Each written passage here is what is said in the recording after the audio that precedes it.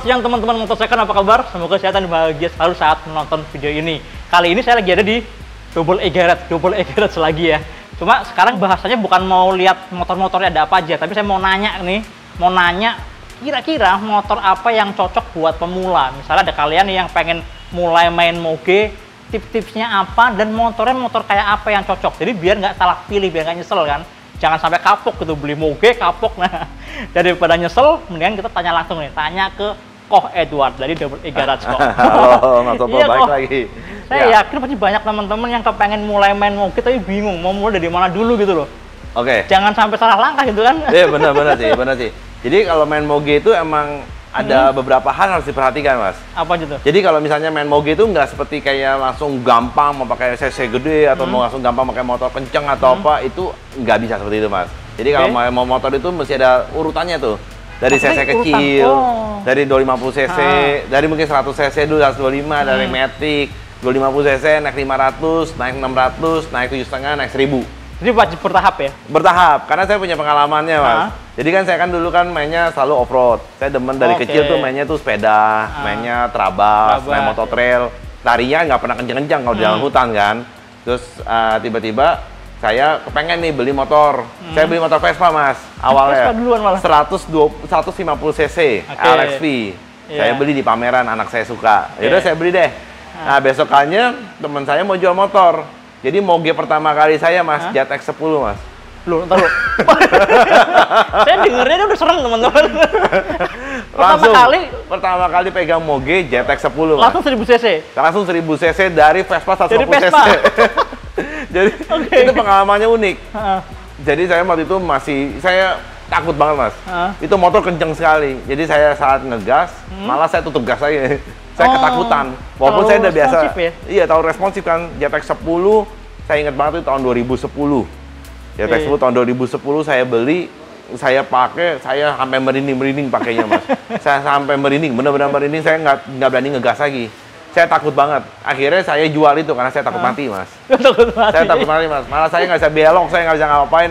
Yang ada cuma saya di jalanan cuma ngegas dikit ngerem karena saya takut banget gitu. Walaupun saya udah biasa main di tanah.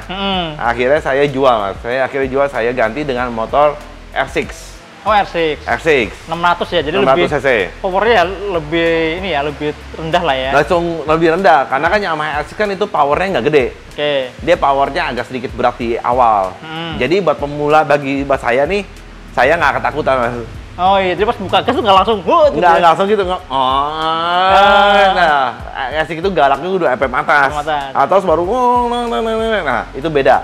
Jadi akhirnya saya merasakan kenyamanan di saat 600 cc, Mas. 600 cc pakai, CBR 600 saya pakai, lama-lama balik lagi ke 1000. Jadi emang start up dari 600 ke 1000 dulu ya? Iya, kalau enak emang kalau misalnya ada kesempatan di 250 cc dulu, nah lebih enak tuh, Mas, pakai 250 cc dulu. Otomatis kan kita lebih paham nih cara pakai motor. Kalau saya kan biasa main di trabas, off-road, saya udah biasa main motor-motor cc 250-an. Nah, habis itu ke R6 600 cc baru ke 1000 cc. Jadi kalau langsung ke 1000 cc bahaya banget, Mas. Bahaya banget ya? Bahaya banget. Karena kalau udah terlalu responsif malah itu tadi ya, kita mau nyoba untuk belok yang bener malah jadi nggak bisa ya. Iya, takut. Fokusnya malah fokus sama nahan gasnya tadi itu ya. Benar. Karena kan kita belok kan ada ngegas dikit nih. Kita kalau belok yang bener kan kita nggak boleh lepas gas. Kita belok, kita tahan gas. Nah, kalau 1000 cc kan ngang gitu. Nah, itu yang kayaknya langsung mau takut. Takutnya bisa ngegas, nggak bisa ngerem. Jadi kita punya otak, pikiran kayak campur-campur, Mas, saat pakai 1000 cc. Jadi memang enaknya start up dulu ya, dari yang 250 ke 600 ke yang baru yang ke 1000-nya gitu ya. Baru mulai ke sport bike-nya, ke super bike-nya, baru mulai liriknya ke situ. Sampai terakhir saya sampai ke ini 1400 cc. Saya juga pakainya sampai ke H2 dulu saya pakai. Nah, Nah, kalau misalnya nih kalau ada orang ke sini dengan keluhan tadi, misalnya bukan keluhan ya, tapi dengan tujuan tadi, baru pertama kali mau main moge.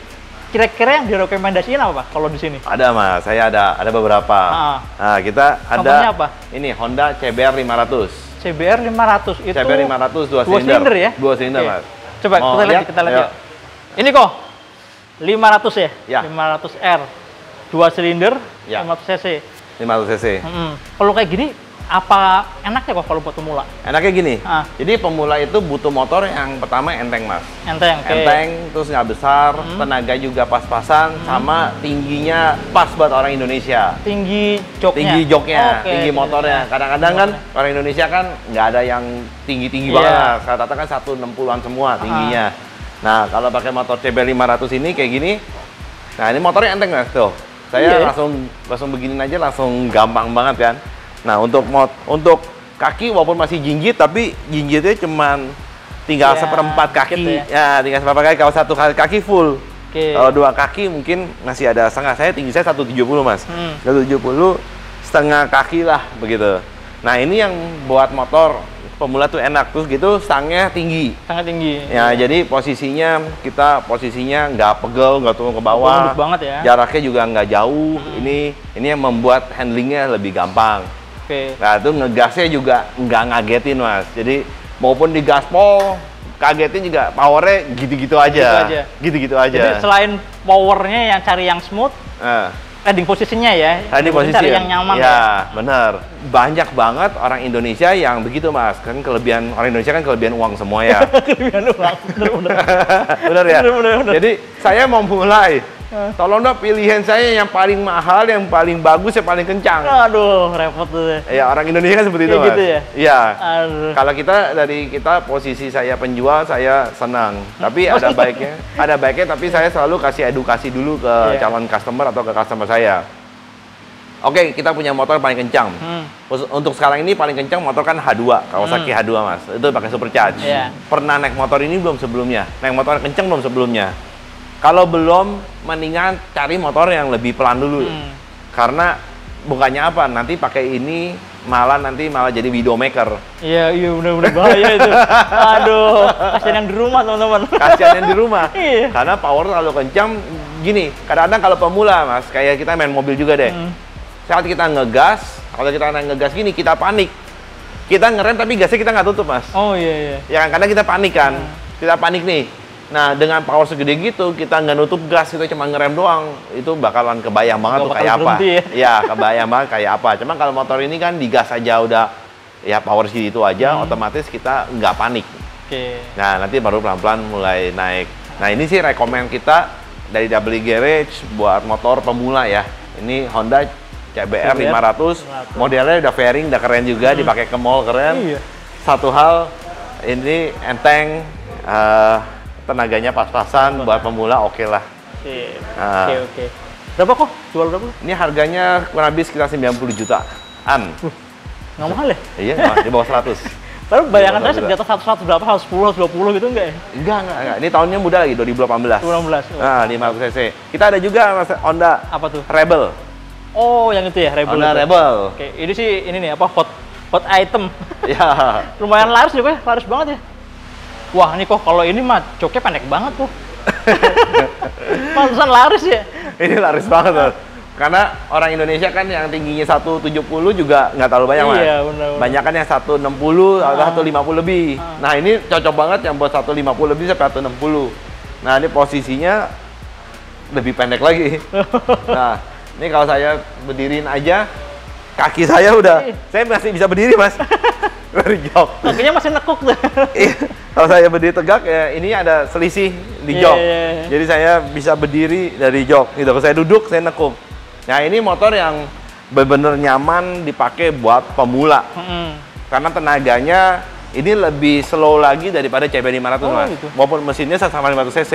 Tapi kan dia beda di gear dan segala macam. Ini karena ketipak cruiser direndahin lagi. Powernya semua diturunin lagi supaya lebih nyaman. Ini motor enak sekali, Mas, irit sekali. Irit juga ya? Irit juga, Mas, 1:30 lebih. Wih, kayak Matic 2,5. Iya, irit, hampir 30-an nih. Oh, bensinnya. Boleh. Ini lepas berapa kok?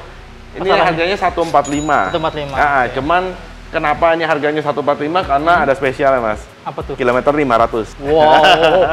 Dari tahun 2018. Yes. Lagi-lagi nih motor ngapain aja coba sama pemilik sebelumnya? Enggak tahu.